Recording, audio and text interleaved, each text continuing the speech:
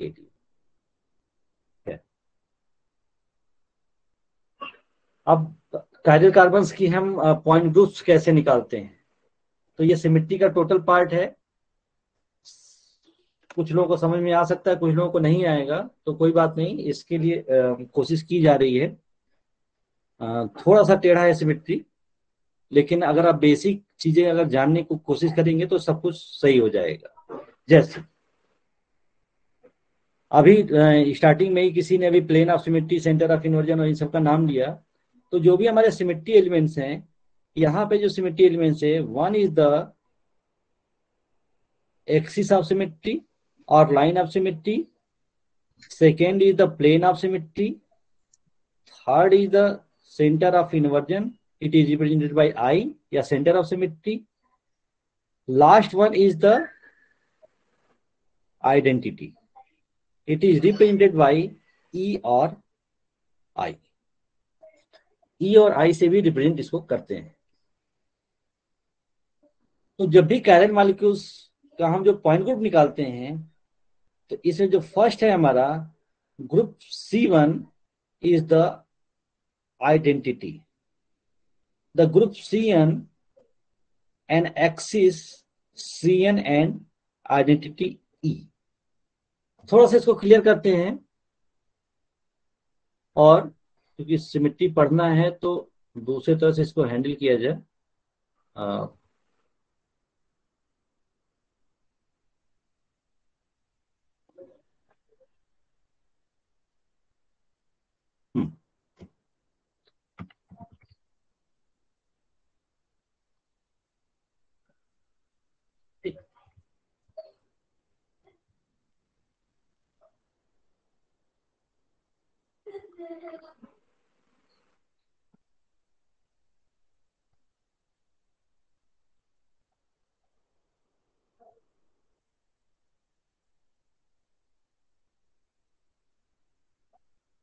देखो ध्यान से, कोई भी कंपाउंड है तो सबसे पहले सपोज दैट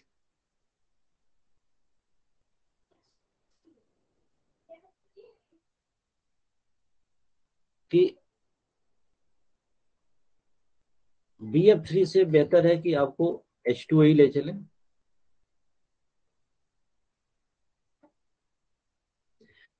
सारे इसमें आपको एलिमेंट मिल जाएंगे। इसको अगर हमें रोटेट करना है तो हम इस मॉलिक्यूल को ऐसे रोटेट करें कि इसका इक्विवेलेंट कन्फिगरेशन मिल जाए। Equivalent configuration means this is the one H and this is the second H.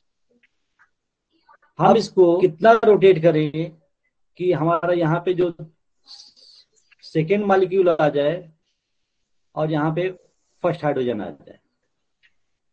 कितने डिग्री का रोटेशन करने पे? 180। Very good. जब आपने 180 रोटेट किया मीन्स यहाँ पे एक्सिस ऑफ सिमेट्री है, और यह दोनों ही जो फर्स्ट कन्फिगरेशन है और सेकंड कन्फिगरेशन है, यह दोनों ही इक्विवेलेंट कन्फिगरेशन कहलाते हैं। Equivalent configuration. लेकिन इसी सेकंड कन्फिगरेशन को अगर हम फिर से 180 रोटेट करते हैं तो जो हमारा जो मॉलिक्यूल है वह जस्ट लाइक दिस, फिर से हमारा हाइड्रोजन सेम पोजीशन पे आ जाते हैं। जहां पे 1H था वहां पे 1H, जहां पे सेकेंड H है वहां पे सेकेंड H। इस केस में यानी कि आपने फिर से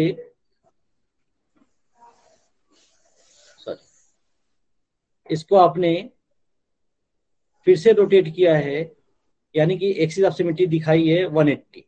यानी कि आप बार बार 180 रोटेट कर रहे हैं तो आपको फिर से ये जो कन्फिगरेशन मिलता है, थर्ड कन्फिगरेशन,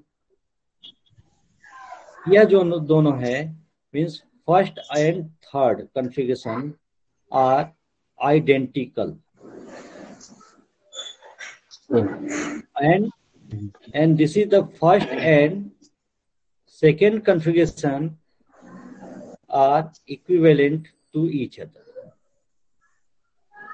तो हमेशा ध्यान रखिएगा कि जब भी सिमेट्री की बात करते हैं तो उसमें दो तरह के कन्फिगरेशन मिलते हैं, वन इज द आइडेंटिकल और सेकेंड इज द इक्विवेलेंट। और पूरे वर्ल्ड में कोई ऐसा ऑब्जेक्ट नहीं है जिसमें सिमेट्री न हो, और कोई भी जब सिमेट्री नहीं होती है तो उसमें आइडेंटिकल जरूर होता है, वह अपने आप में ही अकेले रहेगा। आप उसको 360 डिग्री रोटेट करिए तो आपको ओरिजिनल पोजीशन फिर से मिल जाती है। ठीक है, तो आइडेंटिटी जरूर रहेगी। और आइडेंटिकल और इक्विवेलेंट में डिफरेंस सिर्फ इतना ही है कि आइडेंटिकल, जैसे आप एग्जांपल ले लीजिए कि जैसे सुरेंद्र हैं तो सुरेंद्र अपने आप में ही है, दूसरा कोई सुरेंद्र नहीं हो सकता।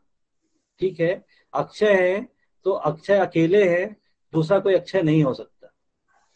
आप चाहे उनके कितने भी क्लोन बना लें, बिल्कुल वैसे ही है यहां पर भी कि आइडेंटिकल कन्फिगरेशन का मतलब है कि सारे के सारे जो हमारे एटम्स हैं अपने ओरिजिनल पोजीशन पे रिवर्स होकर के आ जाए।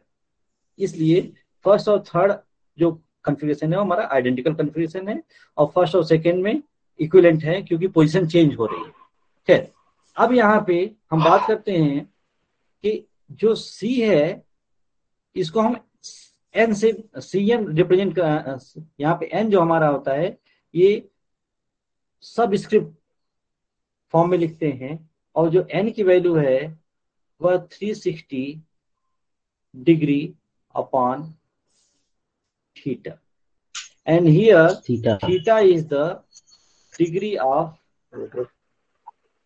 रोटेशन। ठीक है,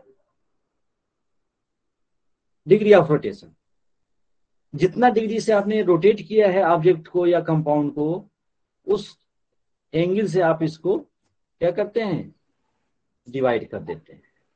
मीन्स यहां पे जो n की वैल्यू है 360 upon 180 equal to 2, means here Cn is C2, means जो हमारी एक्सिस ऑफ सिमेट्री है वह है C2।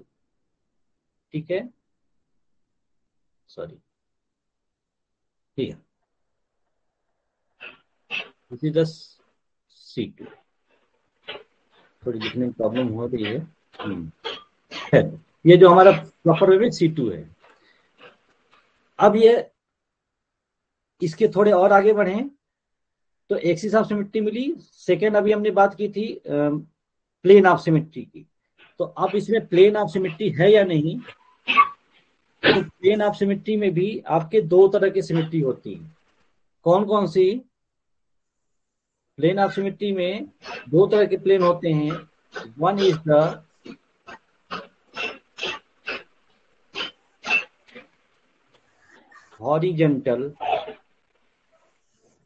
horizontal plane and second is the vertical plane। यह दोनों में से कोई एक होना चाहिए, हो सकता है दोनों प्रेजेंट हो। तो इस केस में अगर हम एग्जांपल देखें H2O के केस में, तो किस तरह का प्लेन आपको दिख सकता है इसमें? इसमें सर दोनों हो सकते हैं। दोनों हो सकते हैं। किसने आवाज दी है? Yes sir. नाम बताएं। यतेंद्र कुमार जी, यतेंद्र कुमार सर। यतेंद्र कुमार जी, हाँ ठीक है। तो अब ये बताइए दोनों संभव कैसे हैं जब ये आपका बेंट मॉलिक्यूल है।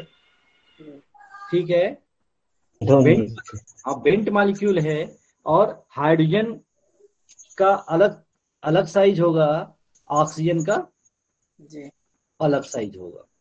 ठीक है, तो इसमें प्लेन ऑफ सिमेट्री हो ही नहीं सकती क्योंकि ये वी शेप में है या बेंट शेप में है। तो यहाँ पे प्लेन ऑफ सिमेट्री संभव सर वर्टिकल प्लेन मिल हाँ जाएगा। बिल्कुल, वर्टिकल प्लेन है। जहां से हमने ये एक्सिस ऑफ सिमेट्री दिखाई है वर्टिकल मिलेगा, ये वर्टिकल प्लेन है, बिल्कुल ऐसे ही है। अब मैं उसको शो करूं, ये बिल्कुल आप मेरे एंगल को आप देखिए, जैसे आपने ये दोनों हाथों को मैंने ऐसे फोल्ड किया, अपर पोर्शन पे ऑक्सीजन है और नीचे लोअर साइड में दोनों तरफ एक एच और सेकेंड साइड पे एच है। अब बिल्कुल आप इसको ऐसे डिवाइड करिए, तो जब डिवाइड करेंगे तो वर्टिकल प्लेन इसलिए होगा क्योंकि वर्टिकल प्लेन की डिफिनेशन ही यही है कि that plane which cut the parallel axis of symmetry.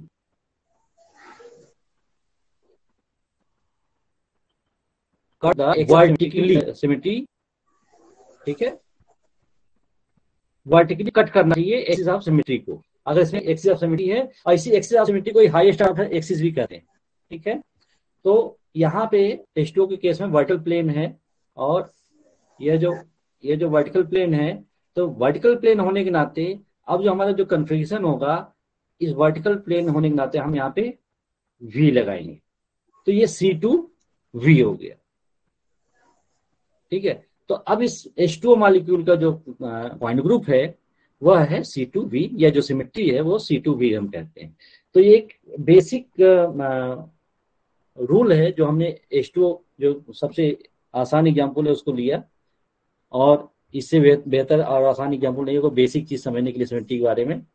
तो मेरा मतलब ये था कि जो कुछ वर्ड्स यहाँ पे आए हैं, हाँ एक चीज और खास बात है कि अगर यहाँ पे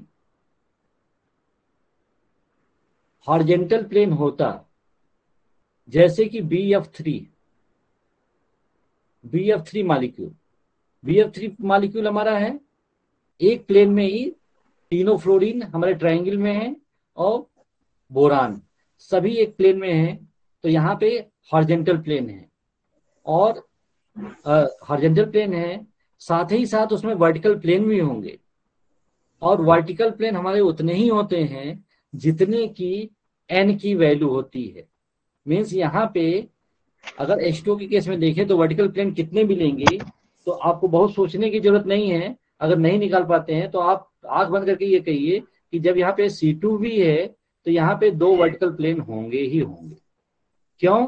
क्योंकि आपने इस मॉलिक्यूल को क्या किया है, आपने ऐसे कट किया, लेकिन साथ में क्या है कि आप इसको ऐसे भी तो कट करेंगे, तो उस पोजीशन में क्या होगा कि हाइड्रोजन का हाइड्रोजन पे दोनों का अपने अपने खुद सेल्फ में इमेज बनेगा, ऑक्सीजन का अपने आप में इमेज बनेगा। और जब आप इसको बिल्कुल बीच से कट कर रहे थे यूं, तो दोनों हाइड्रोजन जो 1H और सेकेंड H था, दोनों के आपस में इमेज बने और ऑक्सीजन का अपने आप उस पॉइंट पे इमेज बनता है। तो इसमें 2 वर्टिकल प्लेन निश्चित रूप से होंगे। तो जितनी भी ऑर्डर की वैल्यू होती है, n की वैल्यू जितनी होती है उतने ही वर्टिकल प्लेन होते हैं। तो ये सब ऑब्जेक्टिव क्वेश्चंस हैं, थोड़ा ध्यान रखिएगा। ठीक है, अब हम आते हैं नेक्स्ट उस पे मेन टॉपिक पे। थोड़ा सा मैंने कोशिश की कि थोड़ा आपको समझ में आ जाए, तो बाकी एक सेकेंड मैं निकल स्लाइड पे।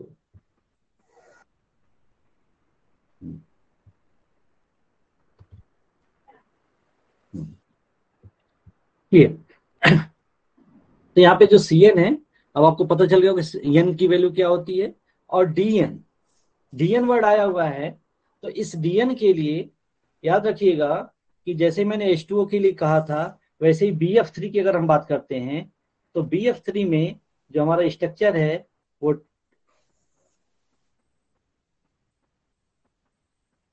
प्लेन मॉलिक्यूल है, और मैंने पहले भी कहा है कि जब सभी एक प्लेन में हैं तो इसमें हॉरिजॉन्टल प्लेन होगा, और हॉरिजॉन्टल प्लेन को हम सिग्मा H से डिनोट करते हैं।